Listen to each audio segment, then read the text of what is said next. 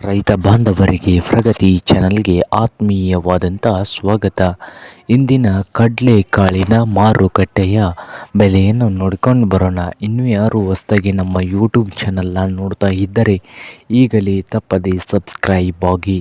ಇಂದು ಕಡಲೆಕಾಳು ಯಾವ ಮಾರ್ಕೆಟ್ನಲ್ಲಿ ಒಂದು ಕ್ವಿಂಟಲ್ಗೆ ಎಷ್ಟು ಬೆಲೆಯನ್ನು ಹೊಂದಿದೆ ಅಂತ ನೋಡ್ಕೊಂಬರೋದಾದರೆ, ಇಂದು ವಿಜಯಪುರದಲ್ಲಿ 5,000ದಿಂದ 5,500 ರೂಪಾಯಿ, 5,000ದಿಂದ 5,500 ರೂಪಾಯಿವರೆಗೆ ಒಂದು ಕ್ವಿಂಟಲ್ ಕಡಲೆಕಾಳಿನ ಬೆಲೆಯನ್ನು ಹೊಂದಿದೆ.